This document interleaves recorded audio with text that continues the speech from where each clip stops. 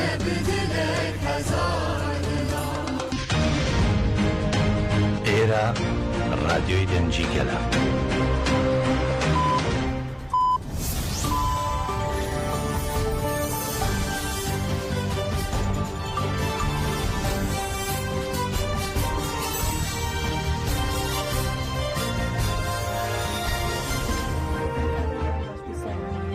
ناوەندی هەواڵەکانی رادیۆ دەنگی گەل بە یارمەتی هاوکارانم گەشتی هەواڵەکانی ئەم کاتژمێرەتان پێشکەش دەکەین. برای ڕێبەری گەلی کورد عەبدوڵڵا ئۆجەلان محەممەد ئۆجەلان و پارێزەرەکەی مەزلوم دینج با داواکاری ئەنجامدانی دیدار لەگەڵ ڕێبەری گەلی کورد عەبدوڵڵا ئۆجەلان سەردانی داواکاری گشتی کۆماری بورسا و بەڕێوەبەرایەتی زیندانی ئیمراڵیان کرد. عەلی کۆنار برای عومەر خێری کۆنار پڵات یڵدرم برای حامڵی یڵدرم و مەلیحە چەتین خوشکی وەیسی ئاکتاشیش بە هەمان داواکاریەوە سەردانی ئەو دوو دامەزراوەیان کرد.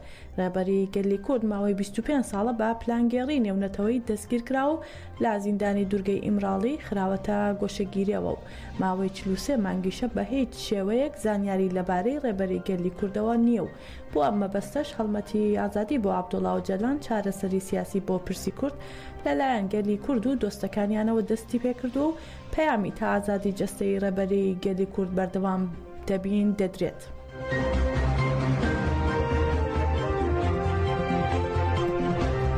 ئەندامانی بزوتنەوەی گەنجانی شۆڕژگەر تەجەشە لە مارسیلیا با ڕێپێوانێکی جەماوەری پلانگەڕی نۆی تشرین یەکەمیان شەرمەزار کرد. ڕێپێوانەکە لە بەردەم شارەوانی مارسیلیا لە ئیسپانیا دەستی پێکرد و گەنجان با دروشمی بێسەرۆک ژیان نابێ و گەنجان فیدایی ڕێبەراپۆن هەتا مەیدانی ماریگنان ڕێپێوانەکە ئەنجامدرا. پێش لە ڕێپێوانەکە با خولەکێک ڕێز بۆ یادی شەهیدانی ڕێگای ئازادی چالێکێکە دەستی پێکرد لەسەر ناوی تەجەشە ڕۆستەم سەرحات ڕایگەیان تا ئازادی ڕێبەراپۆن لە گۆڕەپانەکاندا دەمێنینەوە.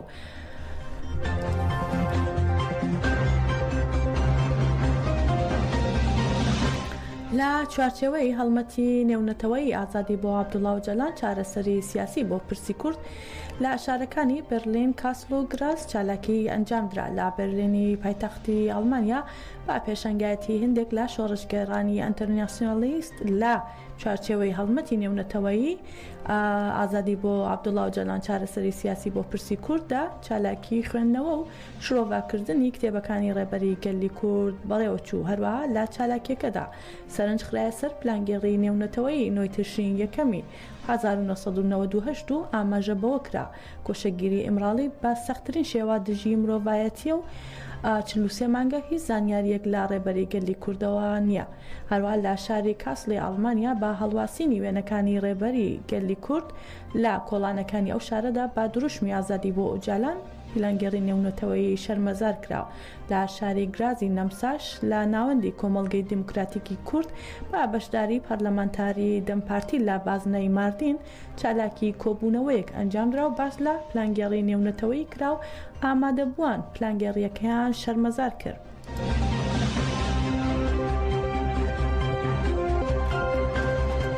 تەفگەری کۆمەڵگەی دیموکراتیک تەفدەم ڕایگەیان لە هێرشەکەی دەوڵەتی تورکی داگیرکەردا بۆ سەر شەهباز سێ ئەندامیان شەهید بوون و وتیان داوا لە هەموو کەسێک دەکەین لا دژی فاشیزم بوەستێتەوە. تەفدەم لە ڕاگەیاندراوەکەیدا ئاماژەبەوە دەکات فاشیزمی دەوڵەتی تورک با پێشەنگایەتی ئاکەپە مەهەپا لا دەرەنجامی شکستەکانی بەرامبەرگەری لادا هەموو جۆرە هێرشێکی فاشیستی دەکات و بەتایبەت لە بەرامبەر ژندا ئەم هێرشانە چڕتر دەکاتەوە و هەروەها لە ڕاگەیاندراوەکەی تەفدەم هاتووە لا نۆی تشرین یەکەمی 2024دا هێرشکرای سەر کۆچبەرانی عەفرین و لە ئەنجامی ئەو هێرشدا سێ چالاکوان شەهید بوون کات بۆ دامەزراندنی کۆمەڵگەی دیموکراتیک و یەکسانی لەسەر بنەمای خوشک و برایەتی گەلان کاریان دەکرد.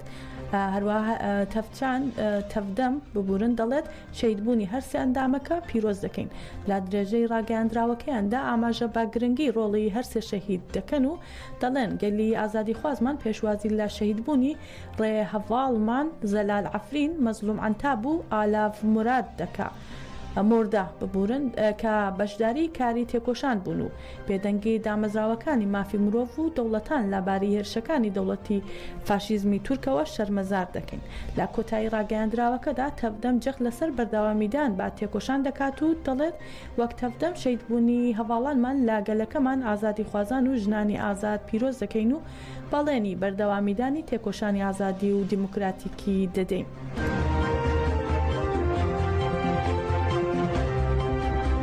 هێزەکانی ڕزگاری عەفرین هەرە ڕایانگەیان لە 5 تشرین یەکەم چالاکیەک لە دژی سوپای داگیرکەری تورک لە شێراوە ئەنجامدراوە بەهۆیەوە داگیرکەرێک سزادراوە. لە ڕاگەیاندراوەکەی هەرەدا هاتووە یەکینەکانی شەهید ئاویستا لە 5 تشرین یەکەم لە هێڵی عیندەقنەی ناوچەی شێراوە لە عەفرینی داگیرکراو لە دژی سوپای داگیرکەری تورک و چەتەکانی چالاکیەکی نیشانەشکێنیان ئەنجامداوە و ئاماژیان بۆش کردووە لە چالاکیەکەدا داگیرکەرێک سزادراوە.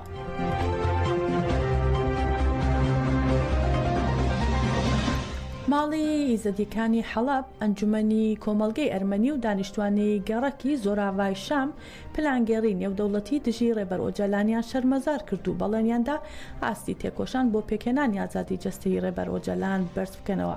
لە چوارچێوەی زەنجیرە چالاکیەکانی شەرمەزارکردنی پلانگێڕی نێودەوڵەتی دژی ڕێبەری گەلی کورد ماڵی ئیزەدیەکانی حەلەب ڕاگەیاندراوێکیان خوێندەوە و لە ڕاگەیاندراوەکەیاندا جەختیان کردەوە فکر و فەلسەفەی ڕێبەر ئۆجەلان چارەسەری گونجاوی بۆ کێشەکانی ڕۆژهەڵاتی ناوەڕاست دۆزیوەتەوە لەبەر ئەوەی ڕێبەر ئۆجەلان زیندانی ئیمراڵی کردوتە ئاکادمیایەکی ڕاستەقینە بۆ چارەسەرکردنی کێشەکان و لە هەروە لە ڕاگەیاندراوەکەیاندا داوا کراوە ئاستی تێکۆشان بۆ بەدی هاتنی ئازادی جەستەی ڕێبەر ئۆجەلان بەرز بکرێتەوە. هەر پێویست بە بابەتەکەەوە دانیشتوانی گەڕەکی زۆراڤای شام با ڕێپێوانێکی جەماوەری پلانگێڕیەکەیان شەرمەزار کردووە و ئەندامی کۆمیتەی پەیوەندیەکانی ڕێخستنەکانی پارتی یەکێتی دیموکراتیک پەیەدا لە شام پلانگێڕیەکەی شەرمەزار کردو و بەڵێنی داوە ئاستی تێکۆشان بۆ بەدیهاتنی ئازادی جەستەی ڕێبەر ئۆجەلان فراوانتر بکەنەوە و هەروەها ئەنجومەنی کۆمەڵگەی ئەرمەنی باکوور و ڕۆژهەڵاتی سووریاش با ڕاگەیاندراوێکی نووسرا پلانگێڕیەکەیان شەرمەزار کرد و داوا لە نەتەوەی گرتوەکان دادگای دادپەروەری نێودەوڵەتی و ڕێکخراوە یاسایەکان دەکەن با شێوەیەکی جددی کار بکەن و ڕێبەر ئۆجەلان ئازاد بکەن.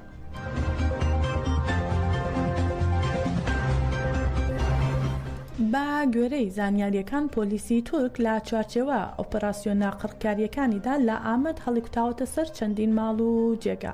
لە ئۆپەراسیۆنەکەدا ڕۆژنامەوان سەرهەڵدان ئاندان ئەندامی دەستەی بەڕۆبەری کۆمەڵی ڕۆژنامەوانی دیجل و فرات باران بایش و مراد کایاش دەستگیر کراون. ڕاشگەیاندراوە ژمارەی دەستگیرکراوان زیاتر بووە.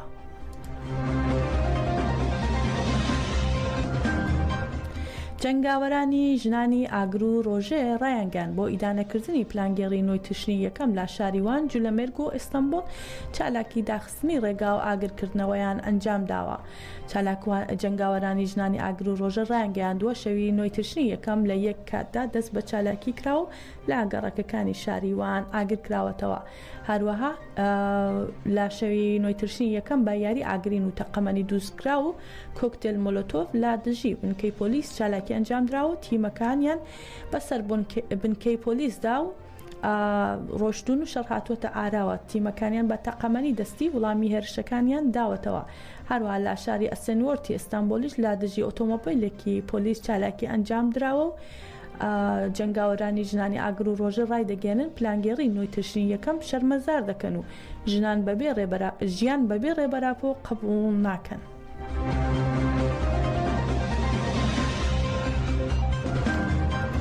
باڵوێزی ئەمریکا لە عێراق ڕەتی دەکاتەوە پلانێکە بێت بۆ بە ئامانجگرتنی عەلی سیستانی مەرجەعی باڵای شیعەکان لە عێراق. ئەمە لە کاتێکدایە کەناڵی فەرمی ئیسرائیل ناو و وێنەی کۆمەڵێک کەسایەتی بڵاو کردوێتەوە کە سوپای ئیسرائیل بەنیازە بە ئامانجیان بگرێت. ئەلینا ڕۆمانوسکی باڵوێزی ئەمریکا لە عێراق سەبارەت بە ئامانجگرتنی عەلی سیستانی لە تۆڕی کۆمەڵایەتی ئیکس ڕاگەاندراوێکی بڵاو کردوێتەوە و ڕایگەاندووە ویلایەتە یەکگرتووەکانی ئەمریکا هەر جۆرە بە ئامانجگرتنێکی عەلی سیستانی مەرجەعی باڵای شیعەکانی عێراق ڕەت دەکاتەوە، چونکە سیستانی کەسایەتیەکی ئاینی دیارە کە لە کۆمەڵگەی نێودەوڵەتی دەنگیەکی کاریگەری هەیە و لە پاراستنی ئارامی ناوچەکەدا ڕێزی لێ دەگیرێت. هەروە ئەوەشی خستوەتە ڕوو وڵاتەکەمان بەردەوامە لە پشتگیریکردنی هەوڵەکان بە ئامانجی بەرەو پێشبردننی ئاشتی لە ناوچەکەدا. ئەم پەیامان لە کاتێکدایە پێشتر میدیاکانی ئیسرائیل وێنەی ژمارەیەک کەسایەتیان بڵاو کردەوە کە لە نێویاندا عەلی سیستانی مەرجەعی باڵای شیعەکانی عێراقی تێدا بوو، باسییان لەوە کرد کە ناوبراو لە ئێستادا ئامانجی ئیسرائیلە.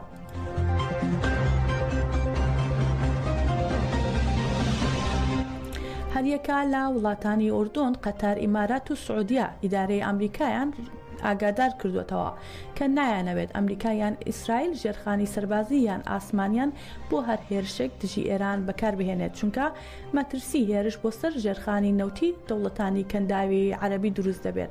ڕۆژنامەی وۆل ستریت جورناڵی ئەمریکی سەبارەت بە ناڕزایەتی چەند دەوڵەتێکی عەرەبی لەبارەی بەکارهێنانی وڵاتەکان بۆ هێرشکردنە سەر ئێران و ئاگادارکردنەوەی ئەمریکا ڕایانگەاندووە تاران لا ڕێگەی پەیوەندیە دیپلۆماسیە نهێنیەکانەوە هەڕەشەیکردنە ئامانجی وڵاتەکانی کەنداوی کردو و ئەگەر خاکەکان بەکاربهێنرێت بۆ هێرشکردنە سەر ئێران.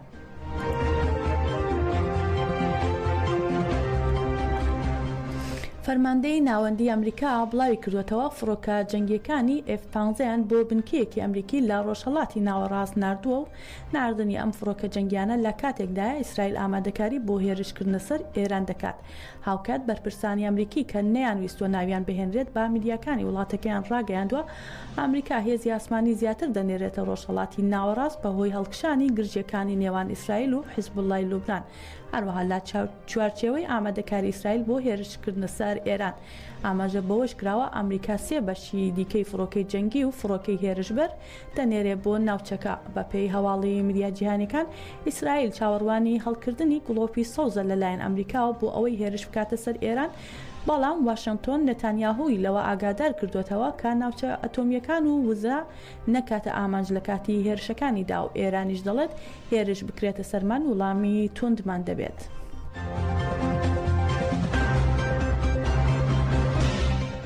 دابشکردنی خەڵاتەکانی نۆبێل ڕۆژی 7 تەشرین یەکەم دەستی پێکردووە و 6 ڕۆژ بەردەوام دەبێت و تا ئێستا 170 جار دابشکراوە.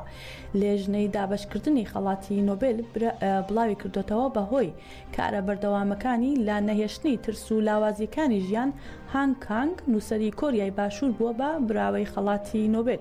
خەڵاتەکەش بۆ نووسینی ڕۆمانی ڕووکەخۆرەکە بووە.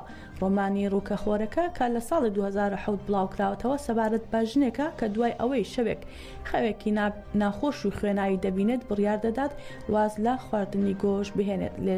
بەشکردنی خەڵاتی نۆبێل ئاماژەی بەوە کردووە ڕۆمانەکە دەرخەری ڕاستەقینەی شێوازی بیرکردنەوەی ڕۆژهەڵاتیەکانە. بەڕێزان هەواڵەکانمان پێشکەشکردن هەر شاد بن.